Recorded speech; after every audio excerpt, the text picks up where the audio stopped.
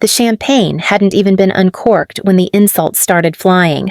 I hadn't been at my sister Caroline's wedding for more than 15 minutes, and already my parents were glaring at me like I'd brought shame to the family just by existing.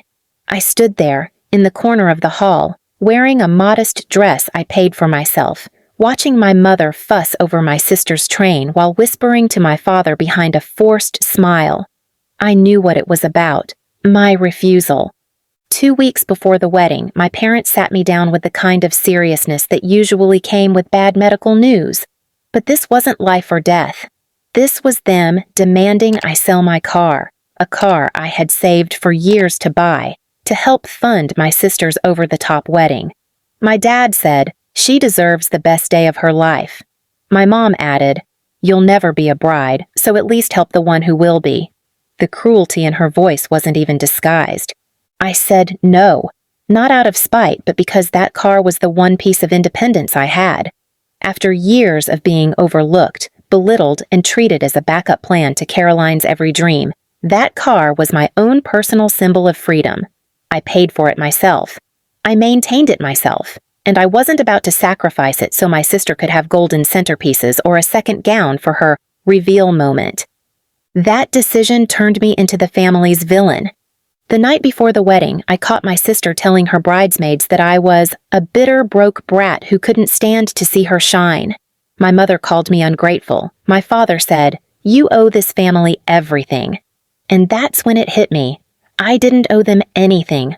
All my life, I had been the one to sacrifice. I skipped college to help with the family business. I gave up vacations so my sister could go to Europe. I stayed home while she was celebrated. And now they wanted my car, my last shred of self-worth, for her happiness? Number. So I showed up at the wedding knowing I wasn't welcome. My name wasn't on the seating chart. I was given a plastic chair near the kitchen doors. People avoided eye contact. My aunt smiled tightly and said, "At least you're here." And when the music started and the bride descended the staircase in a custom-designed gown with pearls sewn by hand, I felt something shift inside me. Not envy, not rage, but clarity. The speeches were painful. My father toasted our shining star Caroline, who always puts others first. My mother cried about how family is about sacrifice. Everyone clapped. Everyone smiled. Except me. Then came the moment that broke me. During the family photo session, I was asked to step aside. "Just immediate family," the photographer said gently. I looked at my mom. She didn't even flinch. I looked at my dad. He nodded toward the buffet table as if telling me to go away. I stood there, humiliated, until my sister walked by, smirked, and said under her breath, "Maybe if you had sold that stupid car, you'd be in the photo." And that's when it happened. I don't know what snapped in me, but something did. All the years of being treated like a background character in my own life came crashing forward. And in that moment, I realized I had one thing they wanted, one thing they all underestimated, and I was going to use it. But I didn't scream. I didn't cry. I simply turned around, walked to my car parked blocks away because they didn't allow me valet, and drove home with a smile. I knew exactly what I was going to do. I didn't sleep that night. I stayed up with the city lights flickering through my window and the weight of every insult, every exclusion, and every second of that wedding sitting like fire under my skin. They had humiliated me publicly, treated me like help at my own sister's celebration, and tried to rip away the only thing I owned of value. But they didn't know. While they had spent their lives counting on me to be their doormat, I had quietly built something of my own. What they didn't know was that while they were busy mocking me for just having a car, I had turned that car into income. I'd been doing contract deliveries, rideshare, and courier work, and with that money, I'd started investing. 2 years ago, I bought and flipped my first antique. Then a second. I joined online auctions.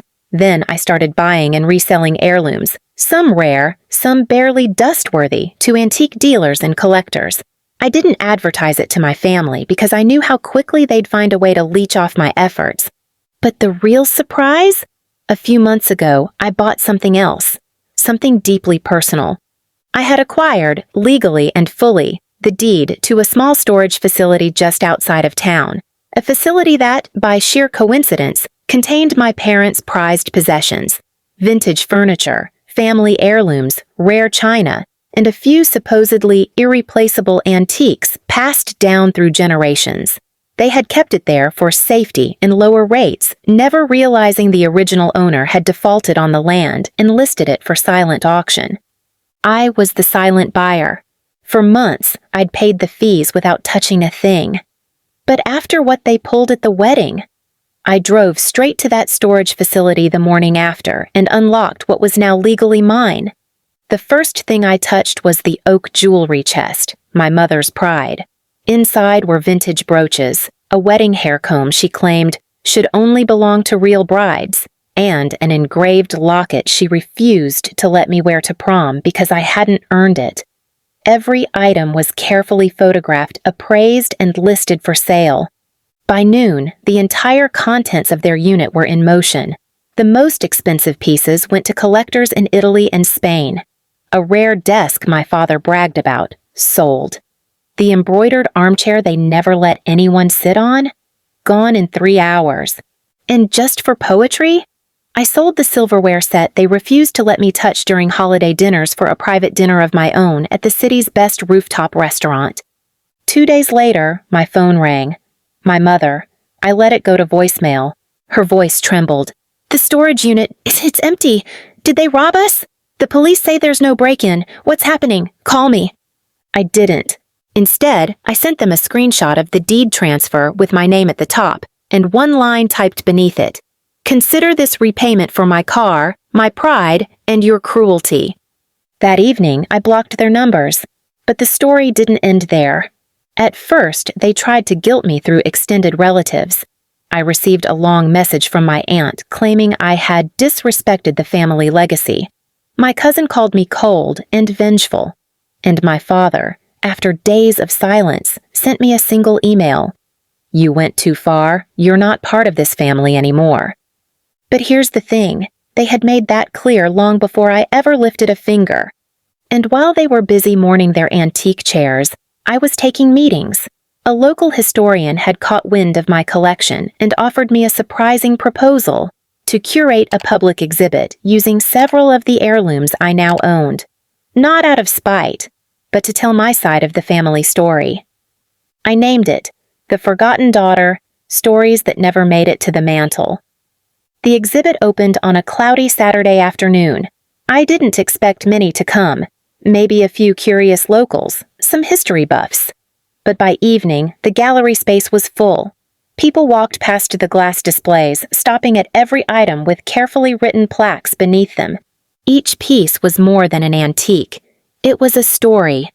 The locket my mother once refused to let me wear had a small card beneath it. "Worn by no one, because some daughters, no matter how well behaved, are never considered worthy." The armchair my parents guarded like gold? The plaque read, "Reserved for the important ones," until the forgotten one took her seat. People read, they stared, some cried. A local reporter asked if I'd be willing to do an interview. I agreed, but not to trash my parents. I told the truth. That I was the daughter who stayed silent too long. That being excluded didn't break me. It forced me to build something of my own. The interview went viral in our town. I didn't send my parents the article. They saw it anyway. A week later, my father showed up at the gallery, alone. I was at the far end, adjusting lighting on a display. We locked eyes. I didn't move. He walked slowly, glancing around at the objects he once held so tightly. He finally stopped at the old silver candlesticks, then turned to me. His voice cracked. "You've made your point." I looked at him, calm and steady. "I wasn't trying to make a point," I said. "I was reclaiming the story you never let me tell." He opened his mouth again, like he wanted to say something more. But no apology came. Just silence.